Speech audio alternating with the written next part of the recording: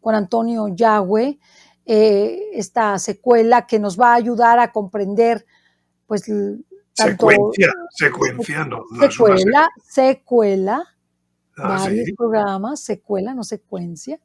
Pero también puede ser secuencia de programas, pero es una secuela de programas cuyo objetivo es dar la formación y que todas las personas que nos ven y nos escuchan puedan tener más elementos de formación respecto a todos estos temas escatológicos y pues de la Virgen de Guadalupe y de sus revelaciones y profecías. ¿No es así? Vamos a ello. Entonces, si te parece, pues empezamos hoy, que vamos con un poquito de retraso. Sí. Entonces, la oración. Con la oración, porque hoy vamos a hablar de la creación del hombre y de la mujer, ¿vale? Es el tema del día. Entonces, empezamos con la oración. Oh reina mía, rosa mística de Guadalupe, rosa brillante que embellece el cielo, como estrella de la mañana que anuncia la aurora de los nuevos tiempos. Madre corredentora, medianera y abogada, señora de todos los pueblos, dama blanca, reina de la paz, y lirio blanco de la Trinidad Santa, báñanos en tu río de luz admirable. Haznos espejo de tu corazón inmaculado y concédenos ser primicias del reino eucarístico de tu Hijo. Curiosamente, el próximo día 8 es la hora santa de la Rosa Mística.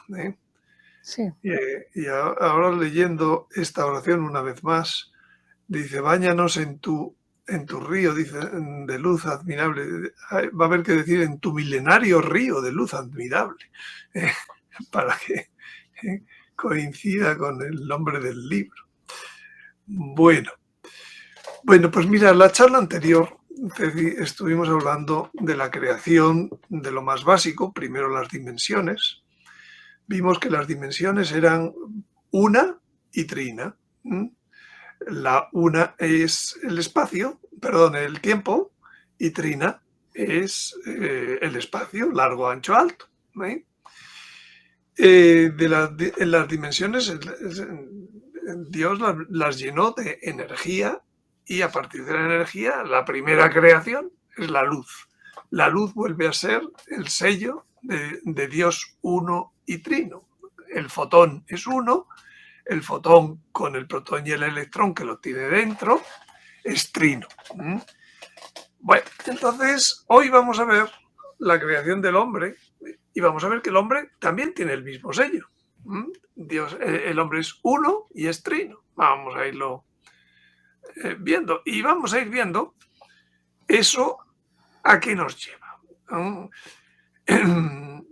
Bueno, hoy, hablando de la creación, yo diría que la gran herejía de nuestro tiempo, que nadie combate, ni siquiera la Iglesia se mete en ella, es el menosprecio al Creador y a su obra, a través de admitir con la ciencia, hoy en día se valida la ciencia, y con postulados totalmente paganos.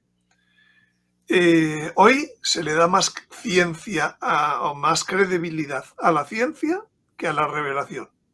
Si lo ha dicho la NASA, vale más que la Biblia. Eso no es. La Biblia es un cuento comparado con lo que diga la NASA. Y en el mejor de los casos, pues para salvar algo, pues entonces intentamos conciliar la revelación con la ciencia, en vez de al revés. En vez de traer la ciencia hacia la revelación, no, nosotros tenemos que ir hacia la ciencia. Entonces, la Iglesia se siente como en inferioridad frente a la ciencia.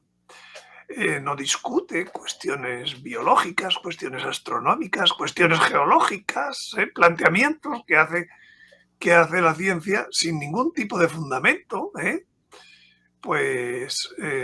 y hasta el punto que ya dirías, pues no se sabe bien si en la Iglesia se cree o no se cree en el relato del Génesis, porque se busca compatibilizar con modelos científicos se traga todas las mentiras de los millones de años y otras muchas cosas sin más problema, ¿eh?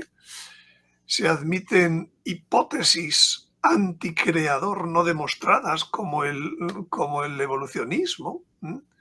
Que el creador del evolucionismo es el azar, ¿eh? Se tragan los millones de años, el poligenismo, la hibridación, hablaré hoy un poco al final de estas cosas, ¿no? En consecuencia, si no te crees la creación pasada, ¿cómo vas a hablar de que eso que dice el Apocalipsis, he aquí que hago nuevas todas las cosas, que vaya a volver a crear unos nuevos cielos y una nueva tierra? Ah, Vamos mal, ¿no? ¿Verdad? Por el camino de no creernos la creación, pues eso, aceptar los postulados a científicos y además paganos. Entonces, pues la única solución es pensar que lo de los nuevos cielos y la nueva tierra será un símbolo más que querrá poner la Biblia, ¿no? Que es puro símbolo en la cabeza de estas gentes, ¿no? Y en realidad, bueno, pues el otro día estuvimos hablando mucho de lo invisible, ¿no? En lo invisible no solo es una cosa, no solo es un rango espectral que no ven nuestros ojos. Lo invisible también, como puedan ser, por ejemplo, las ondas infrarrojas o las ondas de los teléfonos o lo que sea, ¿no? También es invisible la huella que Dios deja suya en lo creado. La huella del autor, ¿no?, de la creación. Lo dice San Pablo, dice, lo invisible de Dios desde la creación del mundo se deja ver a la inteligencia, no dice se deja ver a los ojos. Lo invisible se deja ver a la inteligencia a través de sus obras, su poder eterno y su divinidad. Por tanto, podríamos hablar de que hay dos tipos de visibilidad. Una, la visibilidad de los ojos o los sentidos externos, como la vista, y otro, la visibilidad a la inteligencia de las cosas. Bueno, pues vamos a hablar de esa parte que está en la creación y que es visible a la inteligencia. Vamos a hablar hoy mucho, porque Dios hizo al hombre para que viera las dos partes. Y el pecado fastidió bastante una de esas dos partes, de la que ahora hablaremos. Bueno, pero ejemplos de esa ceguera sobre el Creador, pues tenemos multitud. He cogido dos. Uno es la segunda ley de la termodinámica, que dice que es la ley de la conservación de la energía, que todos habréis oído en vuestra vida, que dice que la energía ni se crea ni se destruye, se transforma solamente, ¿no? Cuando dice ni se crea, pues ya le hemos fastidiado. O sea, es eterna la energía, o qué. En realidad, se da por hecho que no se crea, se da por hecho que solamente lo que comprobamos es que se mantiene y sin embargo decimos que no se crea. No. Oiga, es un postulado falso contra el creador el decir que la energía no se crea. Cuando Dios creó las dimensiones, las llenó de la energía de punto cero, que hablamos el día pasado. Y cada vez que ha estirado y que sigue estirando el cosmos, sigue creando energía. Bueno, entonces ahí tenemos la segunda ley de la termodinámica, le gusta ir contra el creador en su modo de enunciarse. Pero también, por ejemplo, la ciencia humana pues nunca ha podido crear vida, ni vegetal ni animal. Tan solo sabe sacarla de otro ser vivo. Y sin embargo, se postula que el origen de la vida fue por azar. Eso es lo que dice el evolucionismo. Y el resultado es que no se reconoce al autor de la vida. Así es. Lo que dice San Juan en el prólogo de su Evangelio. En él estaba la vida. ¿Hay alguien que haya sido capaz de crear una célula viva de materia muerta, inerte, mineral? El único. O sea, gracias. O sea, bueno, pues nada. El origen de la vida es el azar. El azar ha sido más listo que todos los científicos hoy en día. Claro, lo ponen fácil porque le ponen millones de años inexistentes y entonces en millones de años, quién sabe, cualquiera, todo es posible, ¿no? Bueno, pues el hombre ha sido creado con el sello de las dimensiones, con el sello de la luz, el sello uno y trino de Dios. Dios es una naturaleza y tres personas. El hombre ha sido hecho una naturaleza y tres partes integradas, ¿no? Que ahora veremos cómo juegan esas tres partes. Dice que hay una naturaleza divina y hay una naturaleza humana. Estamos hechos a imagen y semejanza. La imagen es que Dios es una única naturaleza y el hombre es una única naturaleza.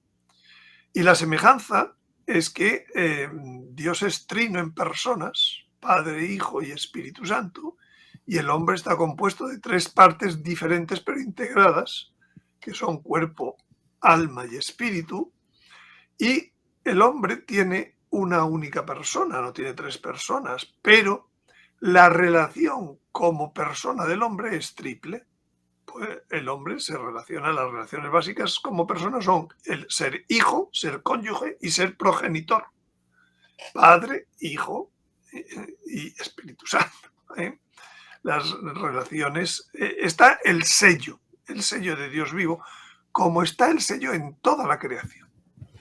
La imagen expresa algo estático, inmóvil, un retrato, una estatua, lo que subsiste, que es la naturaleza.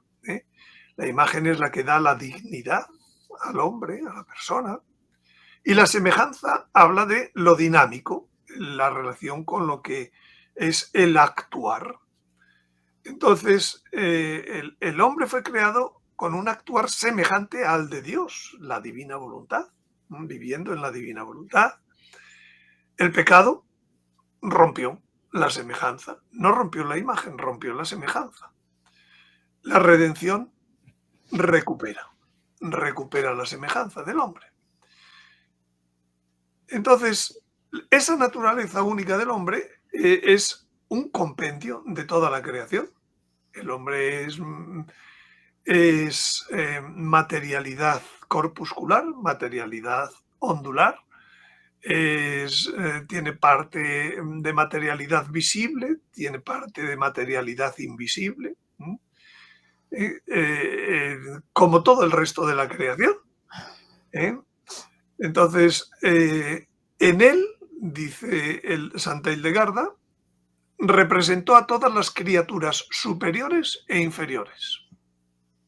El hombre tiene algo de ángel, el hombre tiene algo de animal, tiene todo. Dice Santa Hildegarda que lo revistió de un vestido celestial que resplandecía con gran gloria.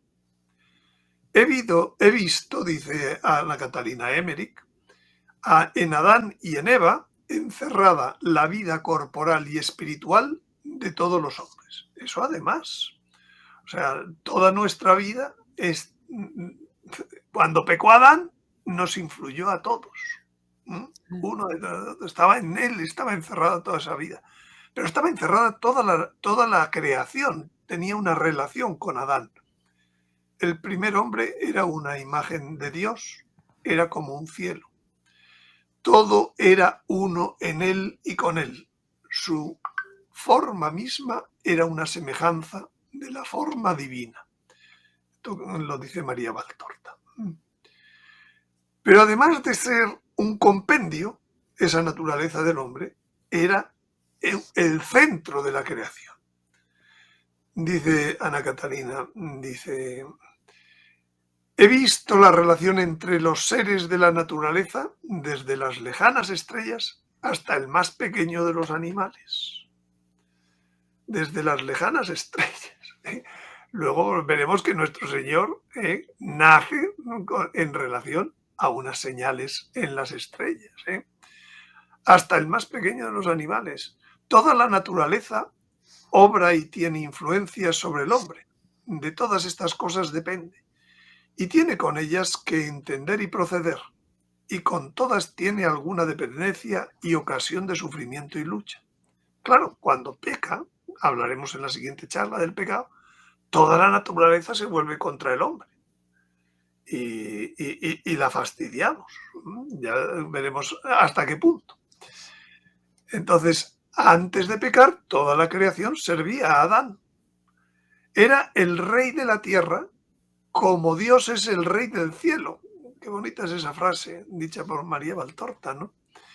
Y un día, el día en que él se hubiera dormido por última vez en la tierra, iba a ser rey con el Padre en el cielo.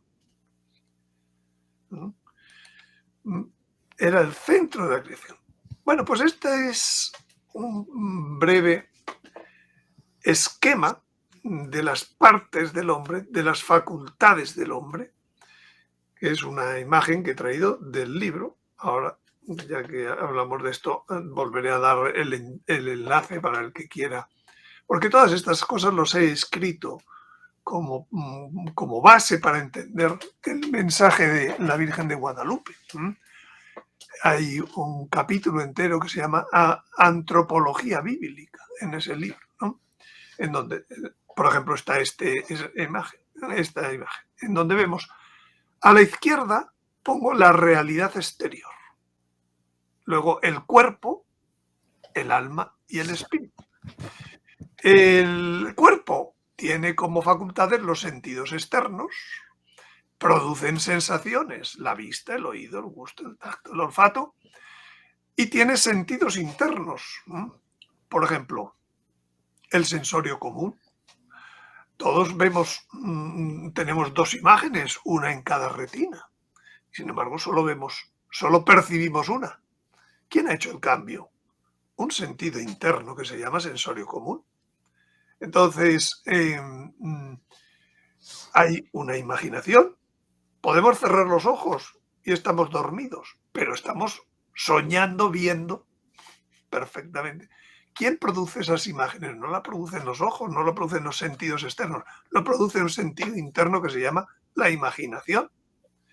Y la cogitativa. La cogitativa es la que nos dice, nos da una serie de sentimientos innatos para que sepamos si una cosa pues nos va a venir bien o mal. Por ejemplo, pues que tenemos un vaso de agua o un plato de comida que huele mal, no lo comemos.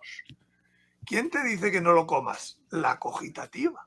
Tiene experiencia acumulada para que no comamos platos podridos, o para que si vemos que viene un toro corriendo, pues salgamos en dirección corriendo. Corramos más. La cogitativa sabe eso sin necesidad de que razonar, va inmediato. Bueno, pues esos sentidos internos producen lo que se llaman percepciones. Percepciones. ¿Y dónde mandan esas percepciones? Luego iremos viendo que lo mandan a la parte central, al alma racional. Pero entonces el alma tiene también sus facultades, tiene el equivalente a los sentidos. ¿Cuáles son sus facultades? Son tres. El hombre es trinitario siempre. Inteligencia, con la cual pues hace el discurso de abstracción con el cual conocemos. La voluntad, en la cual está el actuar y el decidir. Nuestro Señor, cuando habla de en la Luisa Picarreta, de la divina voluntad, le explica que le interesa más que hablar de las decisiones, le explica, es ese querer. Yo pienso porque quiero. Yo me muevo porque quiero. Hago todo, o sea, es una faceta de la voluntad que no es la más común entre los filósofos, pero es la que le interesa explicar a nuestro Señor, a Luis A. Picarreta. Y luego la memoria. La memoria es el almacén de hechos. Como va almacenando uno detrás de otro, al final es la que nos da la referencia del tiempo. Lo dice el cardenal Ratzinger, en su momento. Y esas son las potencias superiores. Luego hay otras potencias sensitivas y vegetativas con las cuales pues, se mueve el estómago, con las cuales nos movemos, con las cuales nos reproducimos, etcétera. Son las potencias animales, pero las importantes son las racionales, ¿no? Inteligencia, voluntad y memoria. Y tenemos una tercera parte de la cual pues la Iglesia en algún momento tuvo miedo de que el hombre se pensara que el hombre tenía dos principios vitales, y entonces pues hubo un concilio que dijo pues mejor hablar solo de cuerpo y alma, una alma rica en cosas, pero no vamos a hablar como dice la Escritura de alma y espíritu. Y así durante muchos años, entre otros el concilio de Vicens fue en 1200, pues ya le pilló a Santo Tomás de Aquino, a toda la escolástica. Entonces, esta tercera parte pues ha sido un poco olvidada en la enseñanza de la Iglesia. Y la tercera parte, ahora mismo mucha gente se pregunta, bueno, ¿y cuáles son las facultades del espíritu? Pues las facultades del espíritu son tres, a mi entender. Una, la intuición, el conocimiento, o las especies inteligibles, como le llama Santo Tomás, que manda la intuición, son no son discursivas, como son como lo que hace la inteligencia. La inteligencia va abstrayendo de lo conocido de lo conocido pasa a lo desconocido y va conociendo más gracias a un discurso.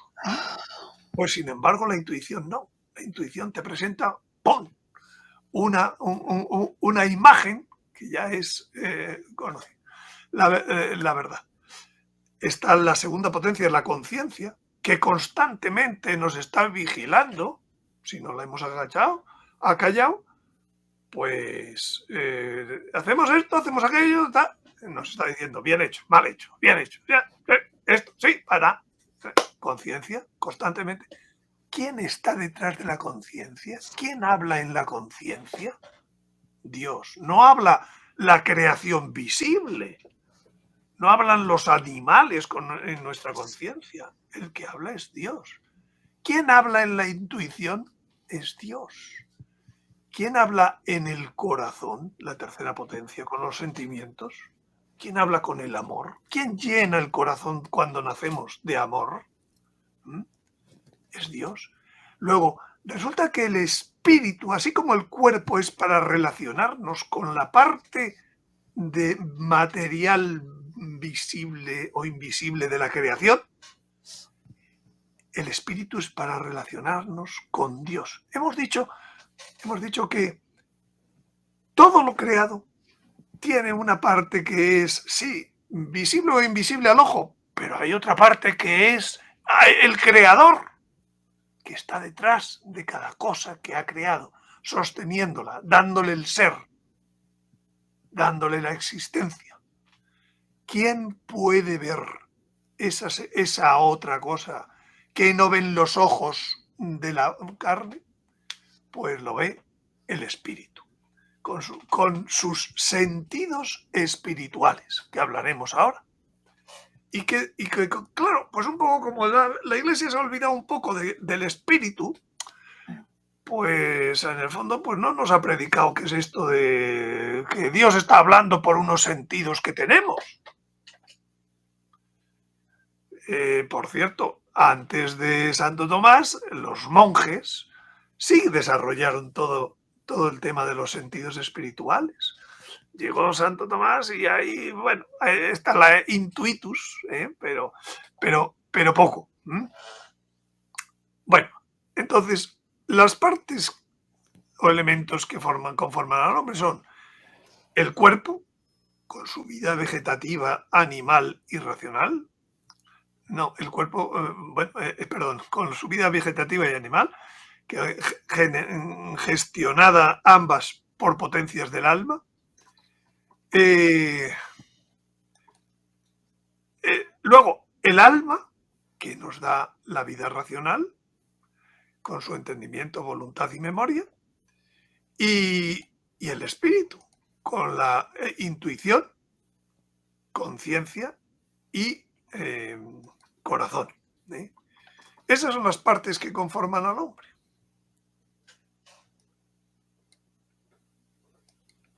Bien. Puedes.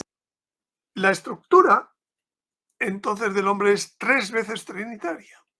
Es cuerpo, alma y espíritu, y en el cuerpo es 3 veces trinitaria, porque tiene una estructura o soporte. ¿Cómo es el soporte del hombre? Tiene una osamenta que produce la sangre, unos órganos y unos sistemas que lo unen todo. El sistema muscular, el nervioso, el circulatorio, el endocrino, el vestibular, toda una serie de sistemas. El cuerpo, entonces, primero, la estructura de soporte. Segundo, los movimientos continuos que tiene el cuerpo, que son 3. La respiración, los latidos del corazón y la circulación sanguínea. Y la comunicación con lo creado, a través de los sentidos externos, los sentidos internos. La estructura del cuerpo es trinitaria. La estructura del alma es trinitaria también, a través del nivel operativo vegetal, el nivel operativo animal, el nivel operativo racional. Y a su vez, en el nivel operativo racional es inteligencia, voluntad, memoria. Y lo mismo el espíritu. El espíritu es el que mantiene el nivel operativo de la conexión con Dios, que es uno y trino. Y con sus potencias espirituales, que son intuición, conciencia, corazón. Por tanto, el sello está puesto en el hombre. Aquí tener el que quiera que haga su foto para saber dónde puede adquirir el libro, en donde esto está escrito y se puede ir viendo con más tranquilidad, sin problemas. A ver, espérame. Sí me gustaría que vieran todos, si ustedes quieren el libro del Milenario Río de Luz, aquí tienen la versión PDF de momento, está en pagehip.com, /B, 6RZSK, o sea, le toman pantallazo, y pagehip.com, /escatología, para los que lo quieran bajar en PDF. Más las personas que quieran contribuir con un donativo, ¿dónde es, por favor? Al final lo vemos. Eso es al final. Muy bien, pero sí tómenle pantallazo, porque todo esto viene en el Milenario Río de Luz. Librazo, de una investigación de 10 años de investigación, para que ustedes puedan saber todo lo que la Virgen de Guadalupe nos quiere decir, simplemente con su hermosísimo atuendo. Ya con eso tenemos como para poder saber muchísimas cosas. Así que muchas gracias, Antonio. Esa es la versión digital en PDF. ¿Verdad? Sí. Vale la pena. Bueno, entonces lo que estamos hablando, yo entiendo que para una primera confrontación pues puede ser más difícil de entender a la primera. Entonces, por eso creo que el que tengamos algo escrito, pues también ya lo facilita. Bien, fijaros, por ejemplo, en la túnica y el manto está un pequeño relato de la creación del hombre y de la mujer. Al igual que luego hay un relato de la caída. La próxima semana, la próxima charla, veremos ese relato de la caída. Pero el relato está en estos adornos florales que se llaman teplets, que son unas flores trilobuladas principalmente. Y cuando se hacen un poco de aumento, se ve que los teplets, y especialmente este que es el más visible, que es el que está más de frente de la Virgen, el que vemos en la izquierda, los templets están todos enraizados, surgen, salen del manto. El manto, como tiene estrellas, es figura del cielo. Entonces, el templet está enraizado en el cielo. Y fíjense cómo este templet más visible, más claro, se ve, además de los 3 lóbulos de la flor, se ven 2 corazones entre ellos. Y es más, en el corazón de la izquierda se ve un pequeño corazón, que más hay que venirse aquí a la izquierda para ver el pequeño corazón dentro del gran corazón. Bueno, pues por un lado sale del cielo, pero es en la tierra, no en la tierra túnica, sino sobre la túnica, porque estos adornos no siguen los pliegues de la túnica, es decir, están sobre la tierra, en un paraíso terrenal, en donde en un ambiente trilobulado, trinitario, pues está por un lado el corazón del hombre, por otro lado el corazón de la mujer, con un pequeño corazoncito, la mujer y el proyecto hijo, con lo cual está como explicado aquí el diseño de la familia humana en la tierra, hecho a imagen y semejanza de la familia trinitaria. Bueno, esto es parte de las muchas cosas que cuenta la Virgen de Guadalupe en su presentación, en su imagen. Pero cuando decimos entonces que el hombre es cuerpo, alma y espíritu, esto es algo revelado no en el catecismo, sino en la Sagrada Escritura. El catecismo se limita a decir cuerpo y alma. La Sagrada Escritura dice, por ejemplo, el Magnificat. Dijo María, engrandece mi alma al Señor.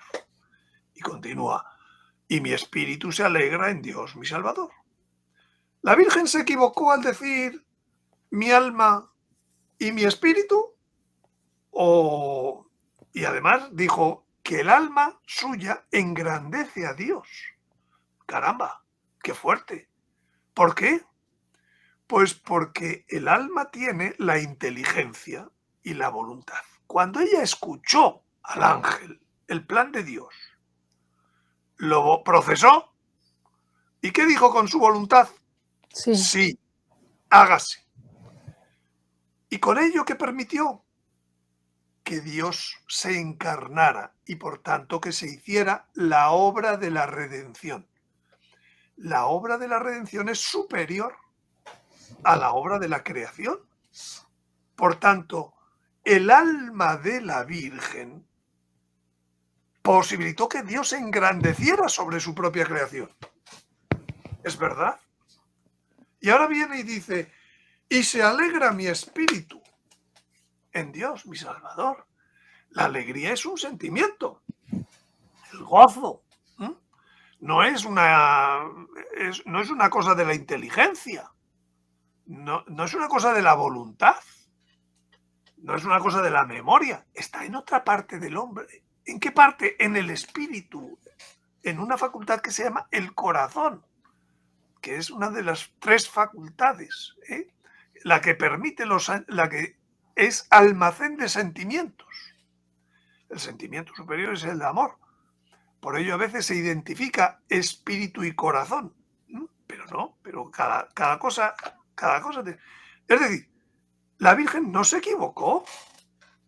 Estaba inspirada por el Espíritu Santo en aquella alabanza del Magnificat, que la rezamos cada 2 por 3. Entonces, ¿cómo podemos decir que no? Que esto del Espíritu no. Pues no. Entonces, ¿cuáles son las facultades naturales del alma y del espíritu? Pues las facultades del alma, la inteligencia, que es el conocimiento discursivo o abstracción. Lo repito por otra vez. ¿Cuál es la otra facultad? La voluntad, que es el querer actuar y también poder decidir entre opciones. Y la última es la memoria, que es el almacén de sucesos o control del tiempo. Y las facultades del espíritu, que es un espíritu, no es discursivo, son la intuición, que es el conocimiento por iluminación, no discursivo y superior, y del cual vamos a hablar ahora bastante, de la intuición, porque es muy desconocido y todos la tenemos, no solo las mujeres, y para aplicarlo a cómo se hacen negocios, no. La intuición primariamente Dios la ha puesto para hablarnos, Él, de sus cosas, ¿no? La conciencia nos habla constantemente Dios de si va bien o va mal lo que hacemos. Y el corazón, que es la sede de los sentimientos, en especial del amor. Pues junto con las facultades están las operaciones. ¿Qué hace la inteligencia? Deducción, inducción, abstracción. ¿Qué hace la voluntad? Elección, querer actuar. ¿Qué hace la memoria? Ir almacenando, el archivo nacional. ¿Cuáles son las operaciones del espíritu no discursivo? La intuición, el intuir y otros sentimientos espirituales de los que vamos a hablar ahora mismo, enseguida. La conciencia, ya hemos dicho, que juzga, y el corazón, que hace el almacén de los sentimientos. Y dice San Pablo, más fuerza en la Sagrada Escritura sobre el espíritu. Dice, si oro en lenguas, mi espíritu ora. ¡Oh, caramba! Pero mi mente queda sin fruto. Yo no tengo el don de orar en lenguas. He visto muchas veces orar en lenguas, seguramente tú también. Pero efectivamente, el espíritu se quedará confortado, pero la mente, como dice San Pablo, en blanco. ¿Por qué? Porque es otra parte distinta. Y él mismo se pregunta, entonces, ¿qué hacer? Dice, pues no tengo más remedio que oraré con el espíritu, pero tengo también que orar con la mente. Tengo que buscar otros modos de oración, que no es la de lenguas o que no es otras oraciones, que ahora hablaremos de las oración del espíritu. Cantaré salmos con el espíritu, pero también los cantaré con la mente. ¿Veis? Claramente la Sagrada Escritura está diciendo, aquí hay dos cosas, y además funciona cada una de un modo. De hecho, el catecismo, sin embargo, sí que habla de que hay una cosa que se llama virtudes y hay otra cosa que se llama dones del Espíritu Santo. Y cuando dice que dónde están las virtudes, dice, las virtudes están en el alma, y ya sean naturales o ya sean teologales, son hábitos operativos. Eso es una virtud. Hábito para actuar, que refuerzan el qué, lo que hace el alma. Refuerzan el abstraer y el actuar. Refuerzan las teologales. Tenemos la fe, la esperanza y la caridad. ¿La fe a dónde va? A la inteligencia. La esperanza y la caridad, ¿a dónde van? A la voluntad. Y las cardinales, la prudencia y la justicia, ¿a dónde van? A la inteligencia. Son hábitos que le ayudan a actuar bien, a abstraer bien. Y la fortaleza y la templanza. Esos hábitos. Hay una templanza natural, pero hay una templanza espiritual también. Hay una fortaleza natural, hay una fortaleza espiritual. La virtud cardinal. Bueno, por tanto, las virtudes sucede el alma. Lo dice el catecismo. Y también dice que los dones del Espíritu Santo, sus dones, su sede es el Espíritu. Curiosamente, dones del Espíritu Santo, sede el Espíritu del hombre. ¿Y qué son son hábitos como operativos? No, son disposiciones permanentes para seguir iluminaciones, inspiraciones e impulsos del Espíritu Santo. Los dones, los dones. Los dones no son para seguir a los ángeles, no son para seguir a los políticos. No, los dones son para seguir al Espíritu Santo. Y entonces hay dones para la inteligencia, para facilitar esa disposición permanente de seguimiento en la abstracción, y hay dones para la voluntad, para el actuar. ¿Cuáles son los dones de la inteligencia? La sabiduría, lógicamente, el entendimiento, el consejo y la ciencia. ¿Cuáles son los dones para la voluntad? Que están en el espíritu ayudando ¿a quién? A la voluntad que está en el alma. Pues los dones de la voluntad son la piedad, la fortaleza, perdón, la piedad y el temor de Dios. Es distinto el don de fortaleza que la virtud de fortaleza. El don de fortaleza es una disposición permanente. La virtud de la fortaleza, ¿qué es? Pues una acción para seguir, un hábito operativo. Vale, por lo tanto, por aquí el catecismo vuelve a encontrar que hay un alma y que hay un espíritu, pero poco, porque el catecismo se pierde en conceptos que ni siquiera define, como son materia y forma, como son cosas para describir el alma, en fin, una cosa que hoy no he querido meterme ahí. Pero entonces, ¿y cómo es la oración? Esa oración que dice, oraré con el espíritu, oraré con el alma, San Pablo. Pues hay un modo de oración del alma, que es un modo de oración apoyada en el entendimiento, apoyada en la razón discursiva, en el proceso de abstracción. Y hay una oración que también se apoya en la voluntad. Por ejemplo, si yo rezo el rosario, es una oración discursiva, ¿no? Repetitiva, Si yo rezo el Padre Nuestro, pues las oraciones vocales, todo. Si yo voy a misa, es una oración del alma. Si yo medito una lectura espiritual, o el programa anterior que has hecho, sobre unas visiones de una persona, pues es una oración discursiva. Incluso puedes llegar a cosas pues como el abandono espiritual, que es el abandono de la voluntad. Muy bien. La infancia espiritual de Santa Teresita de Jesús, pues es una voluntad como un niño. Y oro como un niño, pero es una oración del alma. Y ahora, ¿en qué se diferencia la oración del espíritu? La oración del espíritu está apoyada en luces o iluminaciones que recibe por los sentidos espirituales, o por lo que se llama la intuición. O sea, la intuición son los 5 sentidos espirituales, como ahora veremos. Y entonces, ahí está la oración en lenguas. Ahí está la oración de contemplación. ¿Qué es contemplar? Ver sin razonar, ver sin hacer discurso. ¿Qué es adorar? También es el espíritu el que adora. No estás haciendo ningún discurso cuando adoras. ¿Cuáles las oraciones de los niveles altos místicos? La quietud, la unión. Ahí ya no estás abstrayendo.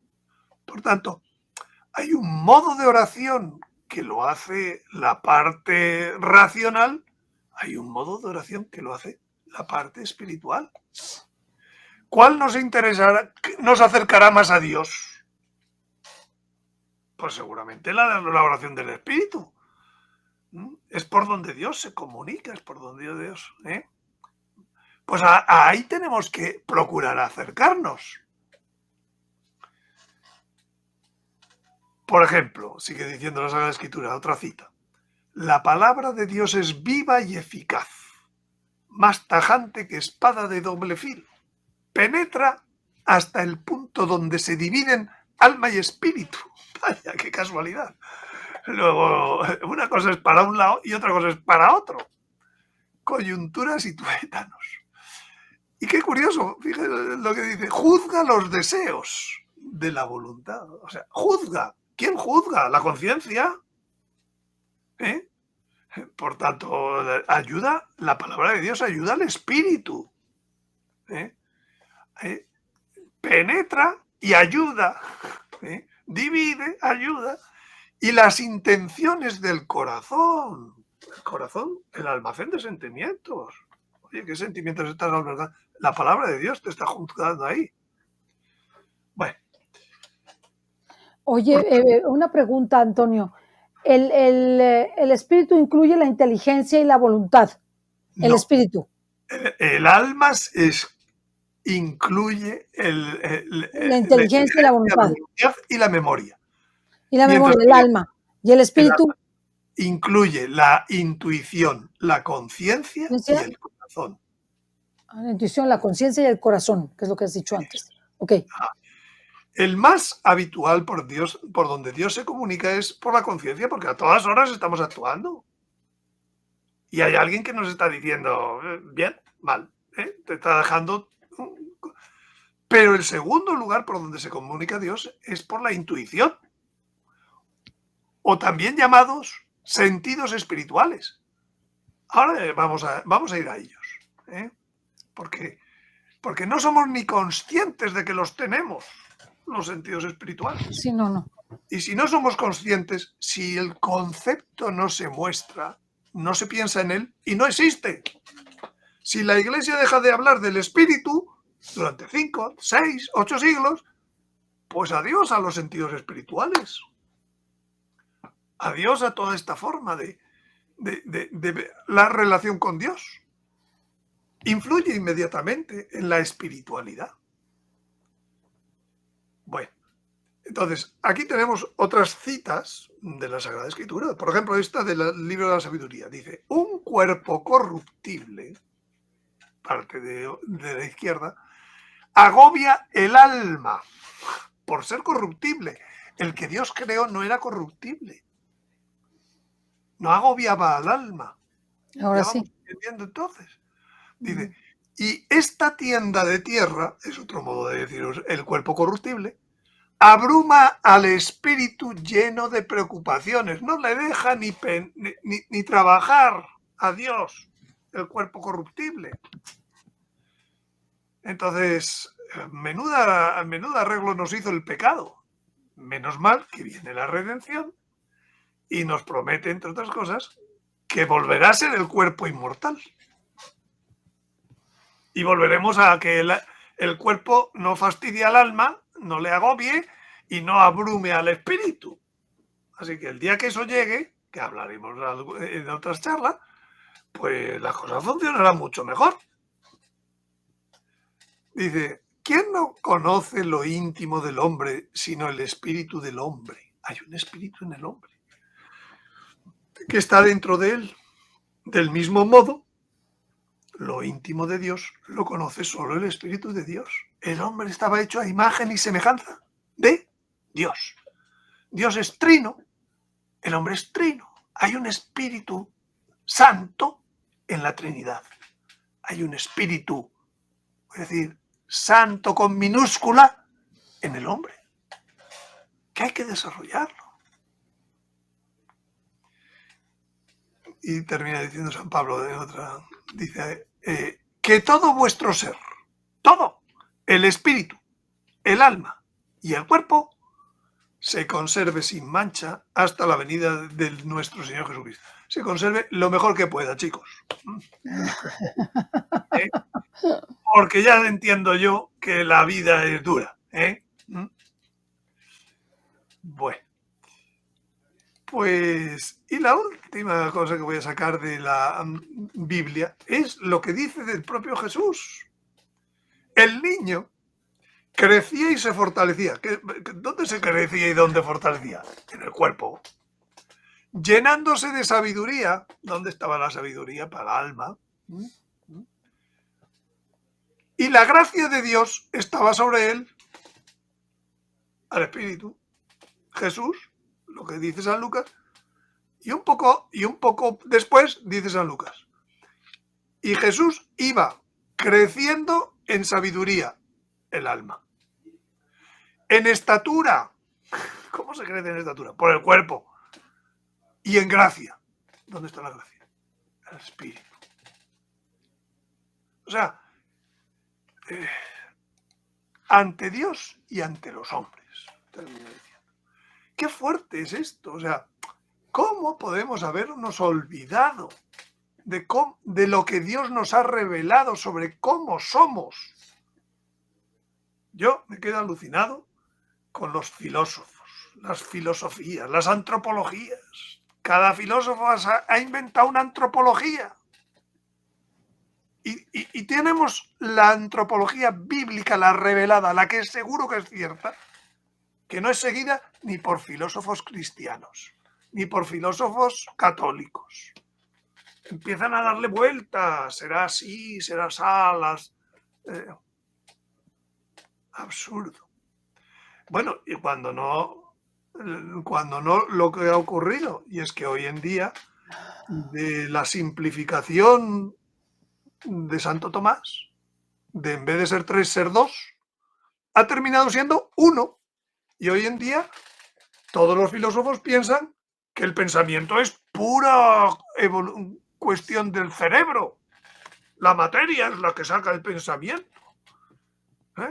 Y hemos terminado siendo no ya ni 3 ni 2, 1 solo. Materialistas puros. Eso y o sea, ojo, la revelación no se puede tocar, no se puede ni siquiera por un ratito y para que entiendan y para que adapten. No. Es peor el materialismo actual. Claro. No es nada más que la evolución del dualismo escolástico. Bueno, por tanto, este es el esquema básico que tenemos que tener en la cabeza. Pero, entonces, ¿cómo opera la cosa? Pues opera la realidad creada a través de los sentidos y a través del cuerpo, informa al entendimiento. Dios, a través del Espíritu, informa al entendimiento. El entendimiento elabora como hombre, no como ángel, elabora, abstrae, deduce, induce y termina dándole la información a la voluntad. La voluntad puede decir, pues te hago caso, o después del pecado que dice, pues no me da la gana de hacer eso y me voy a tomar una copita más. ¿O no es? Bueno, al final el acto es que me quedo borracho. Pero eso ya es porque el pecado nos fastidió el sistema, pero el sistema estaba bien hecho. El sistema estaba bien hecho para que viéramos a Dios detrás de lo creado, detrás de lo material, detrás de lo visible a primera vista.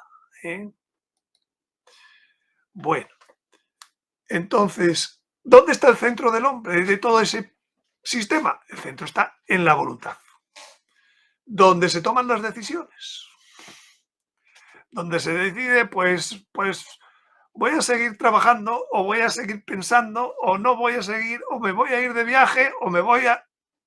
Donde está el centro de todo. Pero claro, no es independiente del entendimiento. Dice el libro de la sabiduría, ¿quién habría conocido tu voluntad si tú no le hubieses dado la sabiduría? Si no hubiera los conceptos, si no hubiera todo esa... Si tú no le hubieras enviado de lo alto tu Espíritu Santo. Y está hablando aquí de la voluntad divina, de la de Luisa Picarreta. ¿Quién habría conocido tu divina voluntad si antes no le hubieras dado la sabiduría? Muy importante esto, porque a veces no se pone ese matiz en todos los escritos de Luisa. Porque así es Dios. También somos a imagen y semejanza. Por tanto, toda el alma racional es el núcleo del hombre, no solo la voluntad. La divina voluntad siempre va unida al divino entendimiento. Y las otras dos partes del hombre, entonces el cuerpo y el espíritu, se dedican a proporcionar información al entendimiento, al alma racional. O como dice Santo Tomás, para que por lo menos os suene la palabra, le proporciona especies inteligibles. En vez de llamarle información, entonces, hace unos siglos, se le llamaba especies inteligibles. ¿Vale? Por si, para que eso os quede un poco también. Entonces, volvemos a la idea. ¿Qué aporta el cuerpo al alma? Pues por los sentidos corporales le aporta sensaciones. Cada sentido, un tipo de sensación. Por los sentidos internos que van detrás, le aporta percepciones. No podemos llamar a un sueño nocturno, no le podemos llamar una sensación de los sentidos. Es una percepción de otros sentidos internos. Entonces, la imaginación elabora imágenes propias. Muy importante será entonces distinguir entre lo que hace la imaginación y lo que hace la intuición. La intuición está también, intuere, en latín significa ver, mirar. ¿Y qué se ve y qué se mira? Imágenes. ¿Cómo son las imágenes que nos da la intuición? Son iguales que los sueños.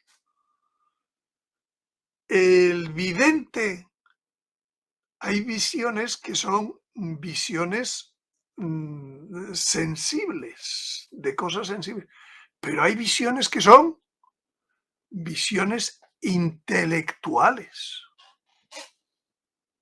Me preguntaba yo hace unos días con unas personas, digo, San José María dice que vio el Opus Dei cuando tuvo la intuición, le llama siempre vio.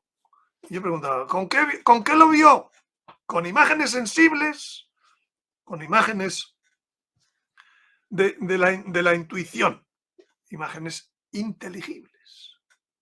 Evidentemente, a lo mejor con alguna sensible, pero desde luego la base con lo inteligible. ¿Qué vio con lo inteligible? Una cosa importantísima, que es lo humano hay que hacerlo divino. Bueno, entonces hay que distinguir, hay que ver si este vidente le están dictando. ¿Por dónde le dictan? Pues no le pueden estar dictando nada más que por la imaginación. La imaginación funciona con sonidos y con imágenes. Pues si le dictan y ella escucha o él escucha, va por la imaginación, no está yendo por la... Por tanto, ¿cuál es la vía natural de hablar de Dios? La del espíritu. Si Dios habla por la imaginación, es porque el espíritu está muy parado. ¿Entendemos? Entonces, importa mucho que el espíritu esté fuertecillo. Porque si no, si Dios quiere transmitir, tiene que ir por las mismas vías que van las películas de Disney. No tiene más remedio. Bueno, ¿quién puede entonces acceder al proceso de percepción en los sentidos corporales? Pues a los sentidos corporales, todo ser creado. Si el demonio tiene que meterte una tentación, ¿te la puede meter por el espíritu? No. Te la tiene que meter por los sentidos del cuerpo. Bien sea por los de fuera o por la imaginación. Anda que no te has imaginado tú cosas. Anda que la cogitativa no te dice Pues es aquella chica que parece que no me interesa, pero yo ya estoy fijándome. ¿Mm? ¿Quién? Eso no te lo mete Dios. ¿Mm? No va por la vía del sentido espiritual. Es muy importante. Cuando tenemos estas cosas y cuando tenemos esta división y sabemos cómo viene Dios, cómo viene la creación, pues inmediatamente sabemos de dónde es cada cosa. Muy importante, ¿no? Entonces, los seres espirituales que no tienen una materialidad visible, pues pueden ir por los sentidos externos, pero no es lo habitual. O sea, el ser espiritual me refiero a Dios.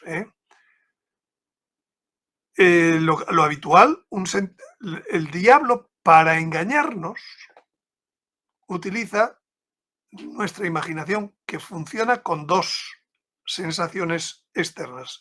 Funciona con imágenes y con sonidos. Y entonces es un genio imitando en nuestro interior nuestra voz. Hemos hecho una cosa, otra vez nos hemos equivocado. Pues eres tonto, de lo más tonto. Y además nos parece que nos lo decimos nosotros. O sea, no solo le hacemos caso, sino que además nos insulta por hacerle caso. Es el colmo. Si nos diéramos cuenta que estamos oyendo a nuestra propia voz, con la cual a veces la repetimos nosotros. Y además, airados, enfadados. ¿Tú crees que Dios habla airadamente, enfadado? Cuando, por ejemplo, cometes un pecado, cometes una equivocación. No. Si sentimos ese recriminar, que no es el verdadero arrepentimiento, el que lo está metiendo es el diablo para seguir sacando tajada. Basta con darse cuenta de qué forma nos vienen las cosas para saber de quién viene. Si tenemos esto, claro. Entonces tenemos que tener ese interés. Bueno, y lo mismo digo, si nos habla si nuestro ángel de la guarda nos sugiere algo, no puede ir al espíritu. El espíritu es para Dios. Nuestro ángel de la guarda nos puede decir cosas que nos parece que las hemos escuchado y tal, pero no recriminándonos, no enfadando. Bien. Importante entonces, El único lugar posible para oír nuestra propia voz interiormente es la imaginación. Y los formatos habituales de oír al diablo, vamos a decirlo así de claro, es en controversias o diálogos interiores interminables. Pues es que hay que ver, porque fulanita me ha dicho y yo le diré.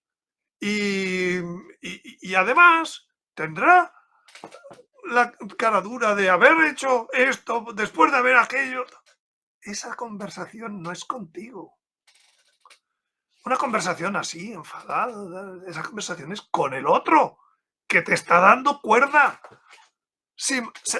asemejando tu voz a través de la imaginación. Esas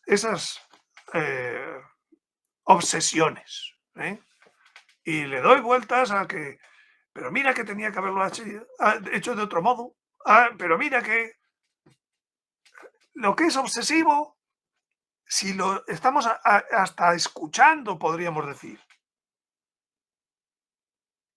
¿Quién nos lo está diciendo? ¿Por dónde nos lo está diciendo? No puede ser por la parte de Dios, es por la parte del cuerpo. Las temáticas absurdas, tremendas, las películas que nos montamos, ahora vamos a montarnos una fantasía. ¿Por dónde va a venir la fantasía si el mismo nombre lo dice? ¿Vale? Bueno, además es que la consecuencia es que es la propia paternidad de un pensamiento, si va acompañado de voces y diálogos interiores, ya se ve de por dónde viene. A que si le metemos en ese diálogo interior la palabra Jesús o la palabra María, se acaba el diálogo interior. Qué curioso, ¿no? ¿Por qué? Porque la palabra Jesús ahuyenta, la palabra María ahuyenta. Por eso es muy importante, se enseña en la moral la diferencia entre sentir, percibir y consentir. ¿Habré consentido?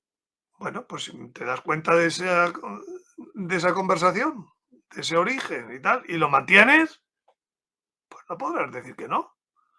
Si no te has dado todavía cuenta de que se ha sido un golpe de que te ha pillado, pues una cosa es sentir, otra es percibir, otra es consentir.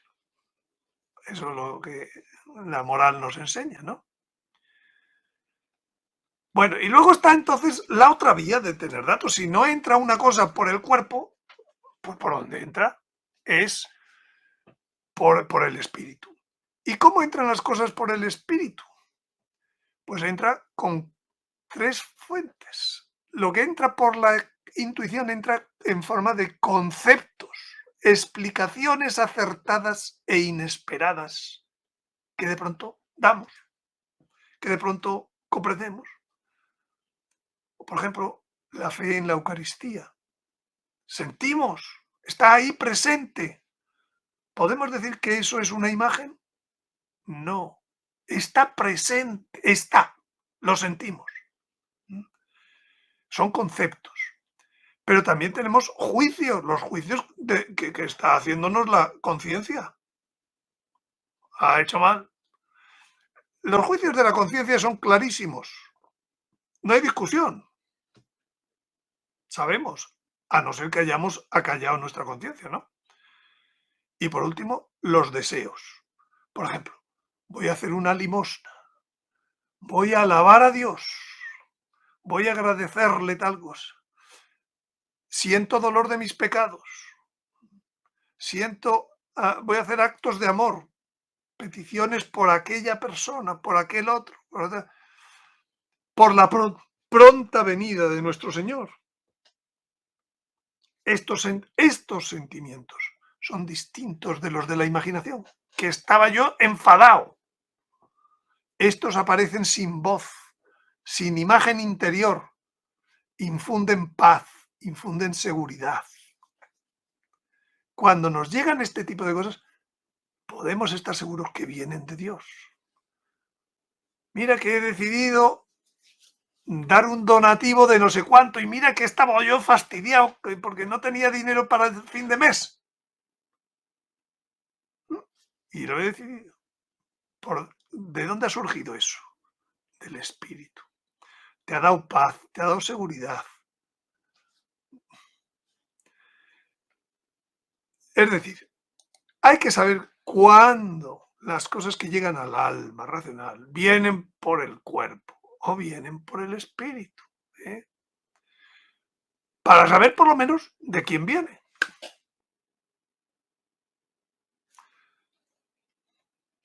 Interesante, ¿no? Saber cómo está hecho el hombre. Entonces, vamos a hablar un poco de los sentidos espirituales. Los que llevan la información de Dios al alma racional en forma no discursiva. Pueden ser sueños, pero sueños intelectuales. Puede ser contemplación y quietud mística. Pueden ser los dones del Espíritu Santo. Sabiduría, inteligencia, entendimiento. ¿Por qué entiendo esta profecía que no la entiende al de al lado? ¿Por qué discierno esto con la luz del Espíritu Santo? Hace 5 minutos no sabía cómo y ahora sí. Y hay una cosa son los dones y otra cosa son los carismas. Los carismas son para la Iglesia. por ejemplo, orar en lenguas. Es para la iglesia, interpretar para la iglesia. Hierognosis, por ejemplo, la detección de objetos sagrados. Son carismas. El conocimiento de otros corazones no es para que conozcas tu corazón, es para que conozcas el del otro. Para ellos. Los carismas. Los juicios morales, el corazón, bueno, ya lo hemos repetido varias veces, pero los modos de manifestarse Dios al hombre. Dicho con otras palabras, son especies inteligibles las que entran por la intuición, que pueden ser también impresas o conceptos, o sea, pueden ser ya cosas elaboradas, pero pueden ser a medio elaborar también, porque Dios quiere que termines de elaborarlo tú. No hay también ese tipo de cosas, pero son sin voz y sin imagen. Son intelectuales. Son fluidos, sin controversia o discusión interna. A veces son palabras que se van formando poco a poco. Termino poniéndole palabras a este sentimiento, pero le terminas poniendo palabras en silencio, en el silencio tuyo, de ese que estás con Dios. Ideas, por ejemplo, que de pronto comprendemos claramente. Sí, estábamos en una charla de un orador estupendo que de pronto explica muy bien una cosa. ¿Qué pasa? ¿Lo hemos entendido porque te lo han explicado muy bien? A lo mejor, pero yo diría que porque el Espíritu Santo ha hecho. Es como dice la parábola del sembrador. El sembrador echa la semilla.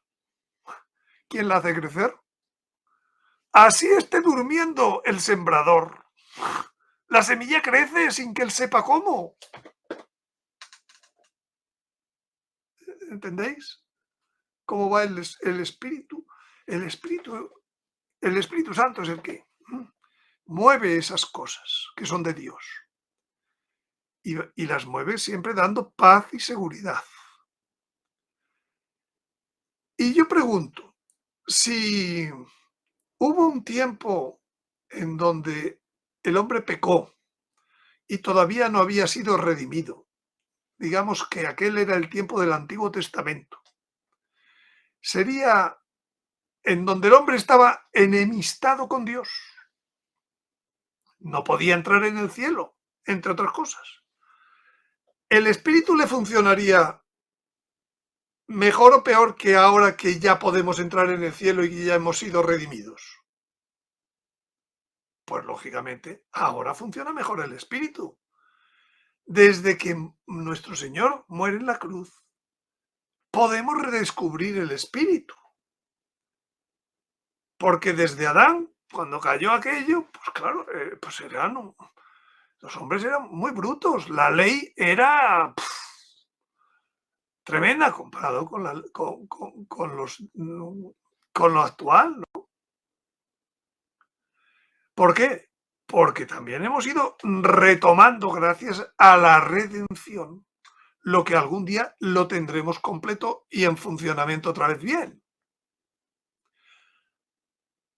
Entonces, ahora hay que trabajarlo. Decía antes que los monjes fueron los que fueron descubriendo en su soledad, pues el ir descubriendo otra vez los sentidos espirituales, los primeros que hablaron de sentidos espirituales.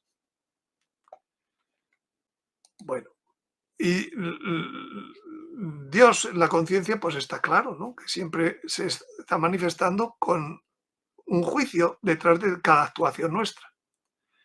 Y en el corazón también se manifiesta. De pronto tengo un sentimiento de gozo, un sentimiento de paz, un sentimiento... ¿De dónde son esos sentimientos? Son los de Dios. Al revés, el de ira, el de los pecados capitales. Lujuria, ira, gula, envidia, pereza, tal. ¿Dónde van a ser? Esos no están en el corazón, esos sentimientos. Esos sentimientos, si los analizáis bien, están en el alma. o están en la inteligencia. ¿La soberbia dónde está? En la inteligencia, en el alma. No está en el corazón. El sentimiento de soberbia. En la envidia, lo mismo. ¿Dónde está la gula? Si contra gula, templanza. ¿Vale? Pues ya está. Está en la voluntad. Está en la voluntad. Esos otros sentimientos de los pecados capitales. Sin embargo, las virtudes contrarias sí que están en el espíritu. Contra soberbia, humildad. Ese es un sentimiento. Contra avaricia, generosidad. Todos esos sentimientos son los que están en el corazón. Bien. Según Santo Tomás, las propiedades de la intuición son que la intuición es simple y sencilla. Da gozo, descanso y paz. Yo lo que no sé es cómo Santo Tomás habló de la intuición sin hablar del espíritu. Pero bueno, da gozo, descanso y paz. Es súbita, instantánea. Y dice, y es un don. Termina diciendo, es un don. Dice, ¿por qué? Porque nosotros no podemos producir o provocar este don por orden directa de la voluntad, sino que acontece como una cierta revelación, aun cuando estamos hablando del plano natural. Dice, no estoy hablando de un milagro, estoy hablando del plano natural. Pero en el plano natural Dios habla de una forma simple y sencilla, que da gozo, descanso y paz, que es súbito, instantáneo, y que eso es un don natural de Dios. No hay que ponerlo en el nivel de los grandes dones. Es el modo en que Dios hizo al hombre para que el hombre le descubriera constantemente en la creación. Intuir es conocer al modo del ver. Intuire significa ver, ¿no? Mirar. Es un particular estar iluminado. Esto lo dice Santo Tomás en De Veritate. Estar iluminado el objeto ante nuestra potencia cognoscitiva, ante nuestro entendimiento, que le denominamos, dice, intelecto. ¿Qué significa intelecto? Intus legere, leer dentro. Con la intuición leemos dentro de las cosas, porque es Dios el que nos está dando eso. La intuición no implica necesariamente un conocimiento completo, dice también Santo Tomás, y perfecto del objeto, sino que admite grados, según la intensidad de la luz que goza el que intuye. Por ejemplo, intuir los efectos por parte del hombre no implica conocer las causas. ¿Cuántas veces dices, pues si esto es así, ya está, pues ahora voy a seguir estudiando para entender el resto? Pero gracias a que te ha dado los primeros pasos, recuerdo yo con la Virgen de Guadalupe, dije, las estrellas, si ella se ha puesto estrellas, será por algo. Nos quiere decir algo con las estrellas. No puede ser solamente un adorno sin más sentido. Bueno, pues de esa primera intuición han salido 160 páginas sobre lo que nos quiere decir con las estrellas en mi libro.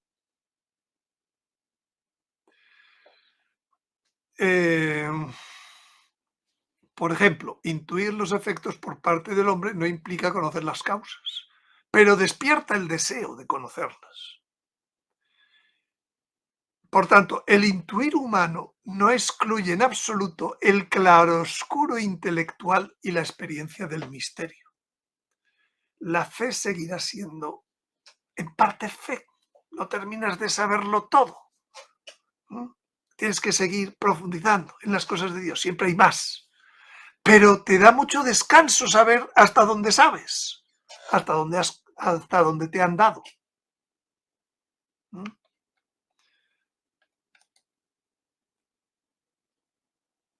Estos son 5 citas en la Sagrada Escritura de cada uno de los sentidos espirituales. De la vista, dice San Pablo a los Efesios, que el Dios de nuestro Señor Jesucristo, el Padre de la gloria, os conceda el espíritu de sabiduría y de revelación para conocerle, iluminando los ojos de vuestro corazón. Hay un sentido espiritual de la vista. El oído. No callaré, dice Jeremías, porque mi alma ha oído sones de cuerno, el clamoreo del combate. No ha dicho mi oído. Y probablemente el traductor, en vez de poner espíritu, ha puesto alma para que nos entendamos. Pero el que no ha oído los sones ha sido su oído. Luego hay un sentido del oído espiritual. El tacto, dice Daniel. En esto, una mano me tocó, haciendo castañetear mis rodillas y las palmas de mis manos, y me dijo: Daniel, hombre de las predilecciones. Bueno, pues hay un tacto también. ¿Cuántas personas que conocemos, pues carismáticas, pues se sienten, o en un momento de oración elevado, sienten que se queman, el tacto, el calor es el tacto, sienten arder su corazón? Pues es verdad que ese fenómeno místico no es repetidas veces, ¿no?, mencionado.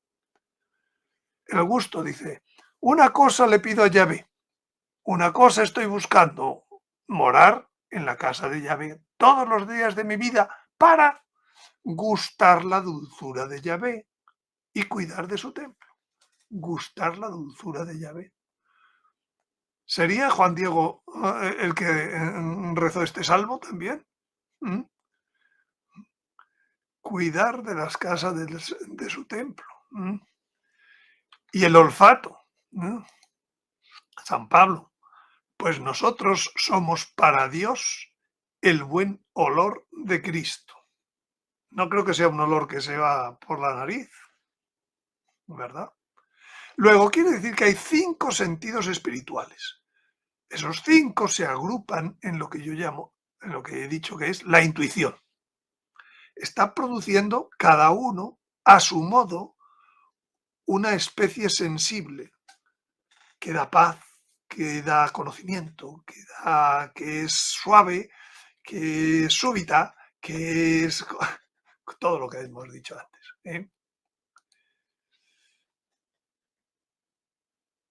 Dice el beato Guillermo de Saint-Thierry, monje del siglo X, creo: el alma tiene también sus sentidos, como los tiene el cuerpo. Es beato este señor. Como los 5 sentidos corporales son el lazo de unión entre el cuerpo y el alma, los sentidos espirituales aseguran por la caridad la unión entre el alma y Dios. Por tanto, señores, hay que mover los sentidos espirituales, hay que pedirle a Dios que nos los mueva. Los sentidos de mi alma, dice San Anselmo de Canterbury, antes que el anterior, los sentidos de mi alma se han endurecido, se han embotado, se han obstruido por la antigua flaqueza del pecado, lo que os decía antes. En el Antiguo Testamento, los sentidos de mi alma debían estar muy embotados. Ya San Anselmo, en el siglo VIII, siglo IX, pues ya se habían ido desentumeciendo. La tradición monástica bizantina dispone de una expresión que yo creo que utilizaba mucho mi director espiritual. La inteligencia desciende al corazón. Él lo decía al revés. Dios pone nuestros conocimientos en el corazón hasta que un día suben a la inteligencia. Y entonces, si ya lo sabemos todo, pero todavía no han llegado a su sitio donde se entiende, eso viene de la tradición monástica bizantina de los primeros siglos, de su experiencia. El modo de despertarlos, según los monjes medievales, eran 2. Uno, curiosamente, la lectio divina os suena. La lectio divina, en su caso, estaba hecho de considerar la palabra de Dios y volverla a considerar. Y considerándolo así, de pronto venían esas iluminaciones, esas intuiciones, ese desentumecer los sentidos espirituales. Y el otro modo era, le llaman los monjes Opus Dei, curiosamente. ¿Qué es la obra de Dios? La liturgia divina, especialmente la misa, los gestos, las oraciones, el olor del incienso, las actitudes, todo esa sabiduría de la liturgia que los monjes saben tan bien y continúan viviendo, ¿eh? Como en el Valle de los Caídos los benedictinos hacen la liturgia que te transportan. ¿A dónde te transportan? A mover tus sentidos espirituales que estaban adormecidos. Por tanto, por la palabra y por la misa, la liturgia, se despiertan los sentidos espirituales. Pero yo diría que gracias a los santos actuales que Dios ha querido, ahora también hay que despertar los sentidos espirituales de un tercer modo, que es por la santificación de los deberes ordinarios de Estado o la contemplación de estas cosas en medio del mundo. Ya no podemos estar a todas horas en la liturgia, no podemos estar a todas horas nosotros en la lectura de la palabra. Entonces, ¿qué es lo nuestro? Santificar los deberes de Estado, los deberes ordinarios. Por ahí tenemos que despertar los sentidos espirituales en ese trabajo, con mortificaciones, con muchas cosas, con oraciones jaculatorias, con lo uno, lo otro. Hay muchos modos. Bueno. Y sin embargo, cuando Dios entra por el cuerpo, entonces es cuando podríamos hablar de cosas extraordinarias. Cuando entra por los sentidos corporales, por los externos, pues puede dar visiones, puede dar locuciones, puede dar olores, puede dar calor y frío, puede dar todas esas cosas que se sienten por los sentidos espirituales. Por yo qué sé, las niñas de Esgarabandal, ¿no? Pues no llegaron al tacto, pero sí que veían, y veían con los ojos de fuera. Pero también hay otras veces que habla Dios con las percepciones, con los sueños,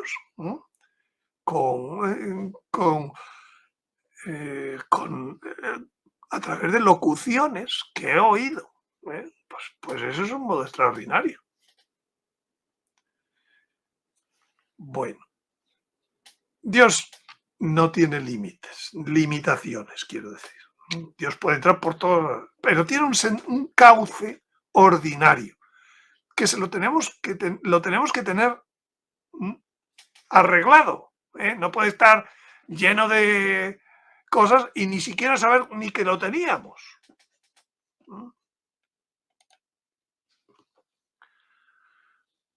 Dice a María Valtorta: devolvedle a Dios su morada que está en los corazones de los hombres.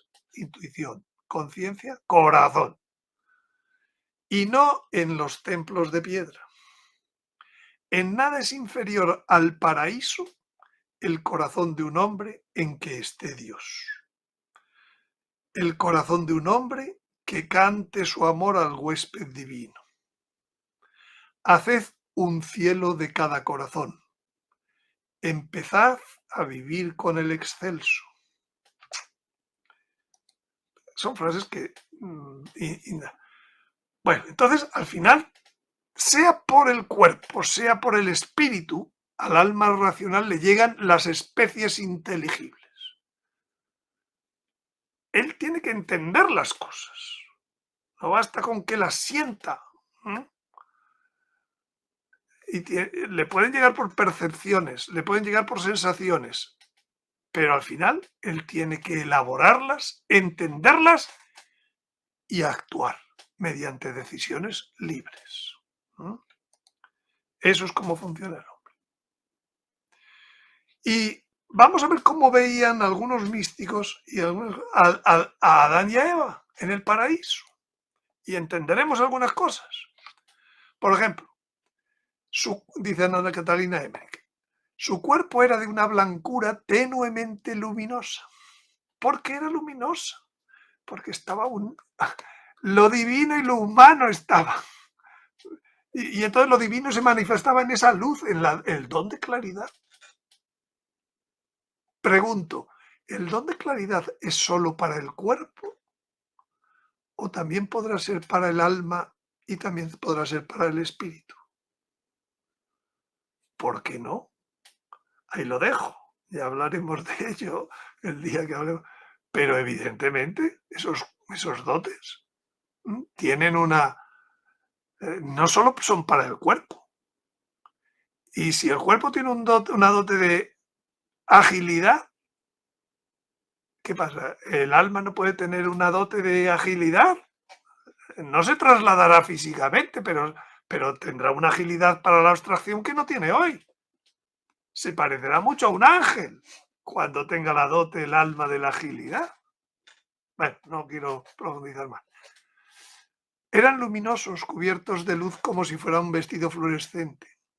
En la boca de Adán yo veía un ancho haz de luz y sobre su frente como una faz severa. Alrededor de su boca había un sol de rayos. En la de Eva no había tal resplandor. Ya tenía que predicar más Adán que Eva. Se ve que era eso. También de sus pies y manos salían rayos de luz. Con todo, su cuerpo tenía más de carne que de ser puramente espiritual.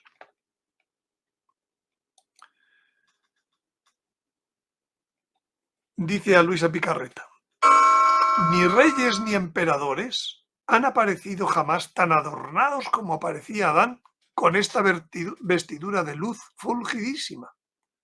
Se equivocan aquellos que dicen que Adán, antes de pecar, estaba desnudo. Falso, falso.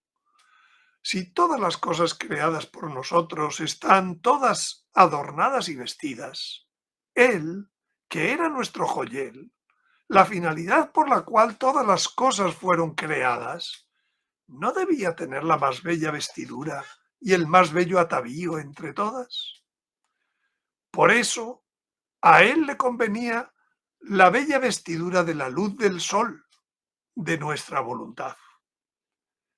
Y como poseía esta vestidura de luz, no tenía necesidad de vestidos materiales para cubrirse. Qué interesante, ¿verdad? Y Ana Catalina Emmerich dice, el corazón de Adán lo vi como al presente lo tienen los hombres, pero el pecho estaba rodeado de rayos de luz. Le faltó decir que eran blancos y azules y rojos. Y en medio del corazón vi una gloria luminosa. Y adentro una pequeña imagen con algo en la mano.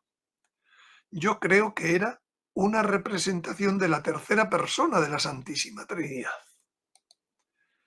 El sol de luz sobre la boca de Adán tenía relación con la bendición de una santa descendencia por Dios, la cual, sin la culpa original, se hubiese efectuado por medio de la palabra. ¿Qué dice el prólogo del Evangelio de San Juan? Por la palabra se hizo todo. Pues algo de eso está en el misterio de lo que estaba viendo Ana Catalina en la boca de Adán. Algo de eso, una palabra que realmente era, no digo que ese fuera exclusivamente el modo, pero sin la palabra y por tanto sin Dios, no vendrían los hombres al mundo. Los hombres han venido al mundo ahí está el pecado que ya hablaremos. Eran como dos niños inocentes, maravillosamente hermosos y nobles. Antes del pecado eran muy distintos, Adán y Eva, de lo que somos nosotros ahora. Miserables mortales que no sabemos ni que tenemos espíritu, con sus facultades, ¿eh?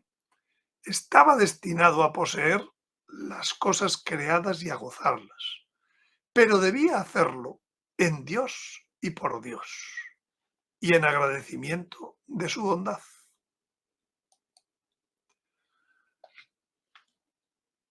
Al sexto día de la creación formó y crió a Adán. Esto lo dice la mística Ciudad de Dios, María de Jesús de Ágreda. Y crió a Adán como de 33 años. Muy interesante esto. La misma edad que Cristo había de tener en su muerte. Y tan parecido a su humanidad santísima, que en el cuerpo apenas se diferenciaban. Y en el alma también le asimiló a la suya.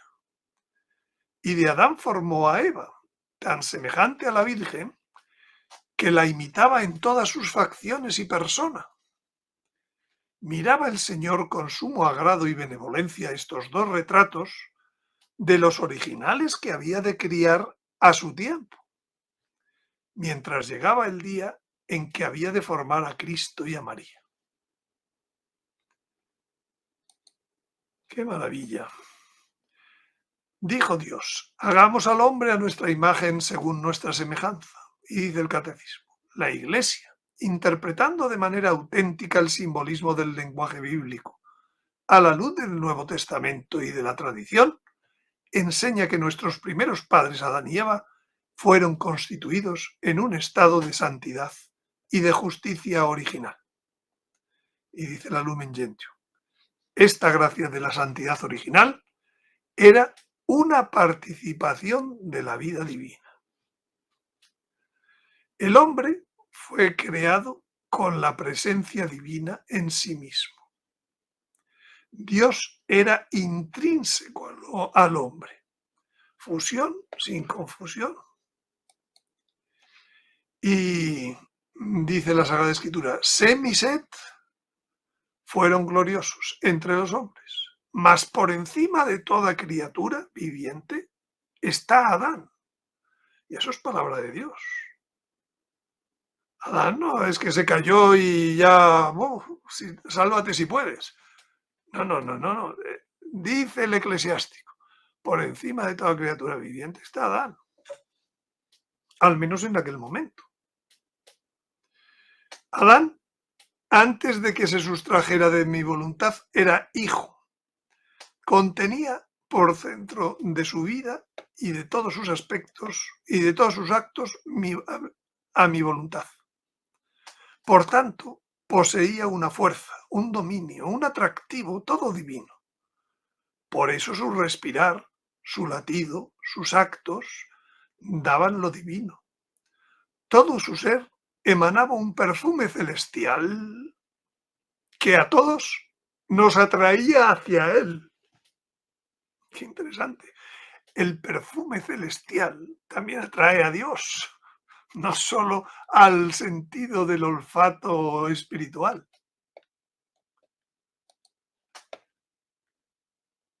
Y dice el Papa Pío XII en la encíclica Humani Generis, los 11 primeros capítulos del Génesis, aunque propiamente no concuerdan con el método histórico usado por los historiadores grecolatinos y modernos, no obstante, pertenecen al género histórico en un sentido verdadero, que los exégetas han de investigar y precisar. Algunos admiten sin prudencia el sistema evolucionista, aunque ni en el mismo campo de las ciencias naturales ha sido probado como indiscutible, y pretenden que hay que extenderlo al origen de todas las cosas. Los fieles cristianos no pueden abrazar la teoría de que después de Adán hubo en la tierra verdaderos hombres no procedentes del mismo protoparente por natural generación. O sea, que Adán significa el conjunto de muchos primeros padres. No, un solo primer padre, Adán. Pues no se ve claro cómo tal sentencia pueda compaginarse con cuanto las fuentes de la verdad revelada y los documentos del magisterio de la Iglesia enseñan sobre el pecado original, que procede de un pecado en verdad cometido por un solo Adán, individual y moralmente, y que transmitido a todos los hombres por la generación, es inherente a cada uno de ellos como suyo propio, como un pecado nuestro propio. Y para terminar, vemos dos soluciones falsas que hoy en día se proponen respecto a la creación del hombre, que es el darle la inmortalidad tecnológica o sustitución de partes del cuerpo por otras nuevas según la necesidad. Pues esta crema para no sé qué. Hoy te quitas, te pones un poquito de cirugía por acá. Mañana te cambiamos tal órgano. Pasado no sé cuántos. Y así hasta 1000 años o los que hagan falta. O otros más atrevidos, la subsanación genética del ADN para que se replique finalmente ilimitadamente sin errores, para quitarle lo que son dice la Virgen de Guadalupe, los telómeros. Se quiere presentar el pecado original y, por tanto, a la raza humana como un acto de hibridación consciente y dirigido que se sabe revertir. Esto va a ser el anticristo, el engaño del anticristo. Va a decirnos, si yo os creé, ¿qué queréis? ¿Que os dé un empujoncito para que seáis inmortales? Este es el engaño. Lo mismo que en Génesis 6, cuando surgieron los gigantes. Bueno, pero una historieta que está funcionando mucho por el mundillo incluso de videntes, es esta teoría de la hibridación, presentada por las visiones del sacerdote italiano Guido Bortolucci, fallecido hacia 1990. La teoría es seguida y ampliada por la vidente italiana Conchiglia. No sé si os suena su movimiento hace unos años en Guadalupe y todo aquello, Conchiglia, que la echaron de allí. Me da la impresión, con cajas destempladas, cuyo movimiento, el de Conchiglia, que está lleno de webs y se ve de dinero, cuyo movimiento no acepta al Papa Francisco. La difusión de esta teoría de la hibridación cuenta con abundantes medios económicos. Ahora mismo lo podéis bajar gratuitamente, este libro que veis ahí a la izquierda, el Génesis bíblico, y leerlo en no sé cuántos idiomas traducido, que me deja alucinado. Cuando cualquier vidente es que no llega.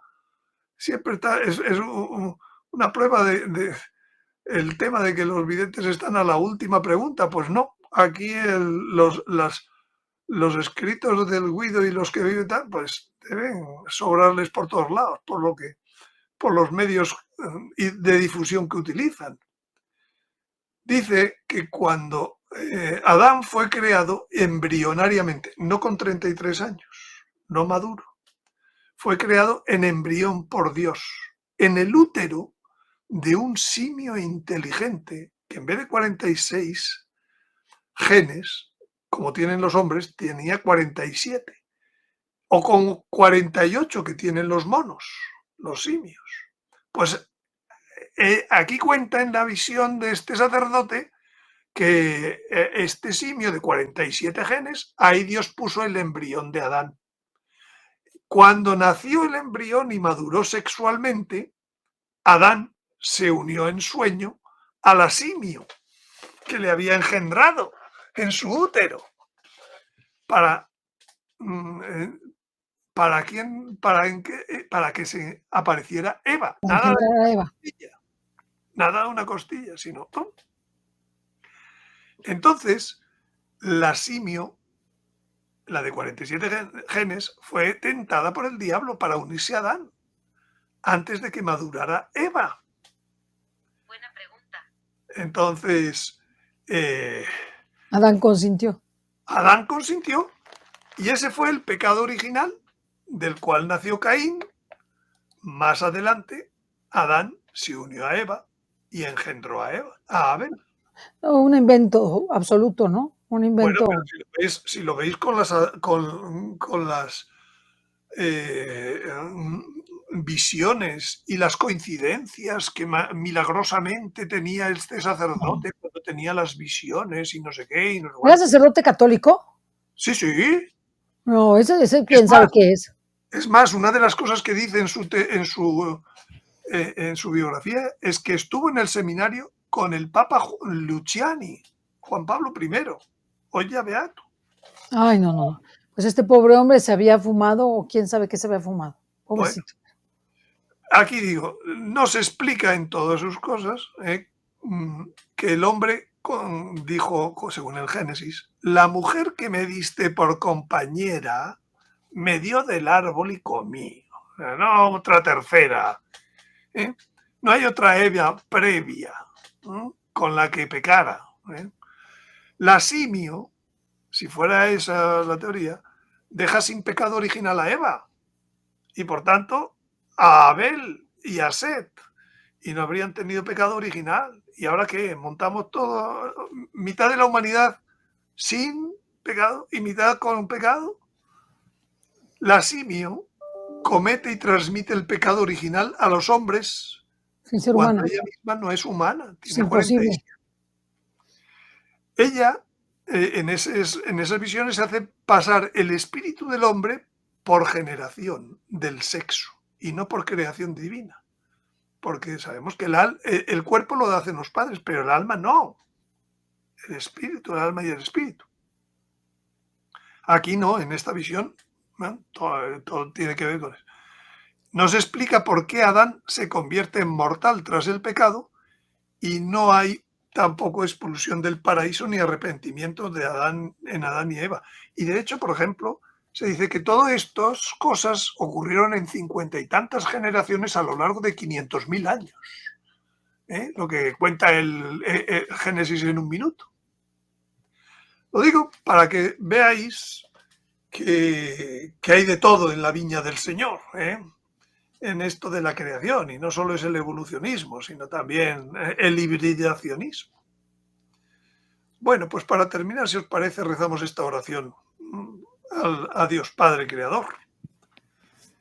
Oh Dios Padre Providente y Poderoso, Creador amoroso del universo, perfección de perfecciones, sabiduría increada y eterna, de quien procede toda existencia y a quien busca nuestro corazón agitado.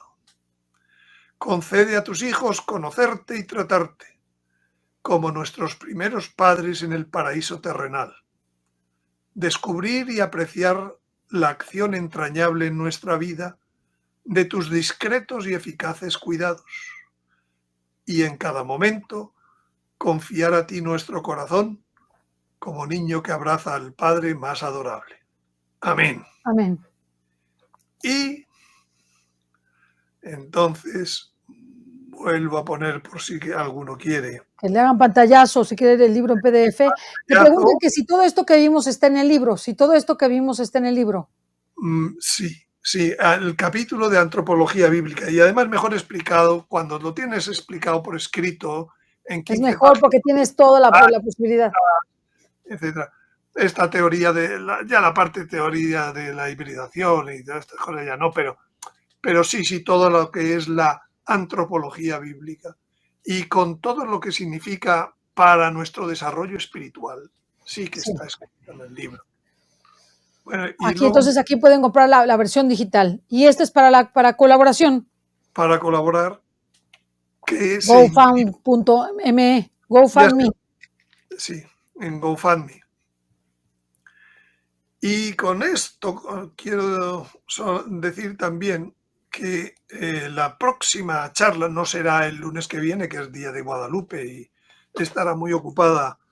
Sí, yo creo que sí. La próxima charla será sobre el pecado original y el incremento de los pecados que hubo hasta el diluvio. Hoy no hemos visto nada del pecado, hemos visto la base, la creación. Luego la próxima veremos el pecado y luego veremos lo que es la restauración. En la siguiente charla. Dentro de este plan formativo de 13 charlas que llegan hasta antes de Semana Santa. Perfecto. Y nada más, no tengo mucho más. Se metan a www.escatología.org y tu canal de YouTube, a ver si lo agregas, ahí. Ahí sí, se me olvidó hoy. Ok, ¿cuál es tu canal de YouTube? youtube.com / escatología 333. Escatología 333. Escatología 333. Vale la pena para que ustedes se metan a su canal y puedan ver todo, ¿no? Y su página www.escatología.org. Ahí vienen sus cursos, sus libros, todo lo que ustedes necesitan. Lo cual se me hace buenísimo para que ustedes se metan y agradecerle. Pues fue una charla larga y casi duró 2 horas. Caramba, pues. Casi duró 2 horas. Yo creo que pobrecito, porque vas a dormir poco. Tengo que quitarle diapositivas a las siguientes charlas para que puedas. O sea, yo tuve que comer algo aquí mero porque ya no aguantaba y tú dejaste de dormir, así que estamos a mano. Bueno. Muy bien. Ya que hacía falta, digo yo. Si el Señor nos dejó. Sí, es importante, es que todo esto nos va alimentando y nos vamos formando, que esa es un poco la idea. De esto no habla nadie, no es fácil encontrar esta información hoy en día, ¿no? Tendrás que meterte a una escuela de filosofía o tomar un diplomado en filosofía. Eso es. Para que te lo dieran, No, yo ya hice todos los estudios de teología de un sacerdote en mi tiempo, en el Studium Generale del Opus Dei. Sí. Esa fue la base de la formación, que luego ya he tenido que ir completando con muchas cosas para poder hacer estas charlas y estas cosas. Yo también aprendí parte de esto en un diplomado de filosofía que daba la Universidad Panamericana aquí en México, que depende del Opus Dei. Pero lo aprendí, o sea, no así, ¿verdad? Pero mucho de esto a través de un curso especial. O sea, no está tan fácil que te lo den, no te lo da nadie. Así que vale mucho la pena. Tú lo encuentres fácilmente todo esto. No está fácil. No está fácil, digo, hay lineamientos y todo, pero tienes que pagar por el curso, tienes que ir al curso, tienes que ir a las clases o tomar las clases, ahora ya todo es en línea, pero de todas maneras tienes que tomar las clases, ¿no? Tienes que tomar las clases para salir adelante. Pues bien, te agradecemos muchísimo y nos veríamos no el lunes que entra, sino hasta el siguiente lunes. Eso es. A menos de que en la semana podamos hacer un espacio y tú puedas. No, vamos, tengo muchas cosas programadas. El 19, el 19 es cuando nos podemos volver a ver. Hasta el 19. Bueno, pues nos venimos el 19. 22:30 de España, 15:30 de México. Sí, 15:30 de México. Muy bien, muchísimas gracias, Antonio, por haber estado con nosotros y pues les invitamos a todos a meterse a su página www.escatología.org. Ponme por favor la página para el PDF, sí, si eres tan amable. Sí, para que saquen. Sí, estuvo buenísima la charla de hoy, muy buena. Esa, GoFundMe, es payhip.com. Payhip.com. /escatología. Con eso ya se encuentra enseguida. /escatología. Con él te llevas el libro en PDF, vas a ver todo esto. Lo tienes ahí. Ok, y también si quieres ayudar en GoFund, ayudes para que saquen la edición de Guadalupe Veninarios Río de Luz, la saquen en papel, porque está en PDF, obviamente. Sí. Ya los primeros ejemplares creo que podrán estar quizás hacia final de diciembre, mediados de enero. En México también tendrá ya algunos ejemplares en papel. ¿Sí has tenido respuesta de la gente para los donativos? Bueno, estamos en 1/3, no llega a 1/3 todavía del objetivo de la campaña. He tenido respuesta, qué duda cabe, ¿no? Pero estamos en eso, en 1/3 más o menos, no sé si un poco más arriba, un poco abajo, un poco por allá. Ahí vas, para que ustedes le pongan like, para que lo distribuyan en sus grupos de WhatsApp, para que puedan ver el programa, que es muy interesante. Pues muchísimas gracias, Antonio, muchísimas gracias. Y lo que yo me alegraría más es que os sirviera desde el punto de vista personal, Sí, el claro. conocer esta estructura del hombre, revelada en la Sagrada Escritura, para poder manejarse en nuestra vida espiritual y en nuestra vida natural. Sí. A mí también me pareció muy bueno que como que te abre mucho los ojos de tus capacidades y también de la intervención del enemigo en cómo tú te puedes blindar contra esta intervención porque tú ya te das cuenta que viene del enemigo, ¿verdad? Eso está muy bueno, muy, muy bueno. Pues me despido para que descanses, Antonio. Muchas gracias y gracias a todos los que nos ven y nos escuchan. Denle like y repártanla a todos, vale la pena. Muchísimas gracias, Antonio. Hasta la próxima. Hasta luego. Bye. Gracias.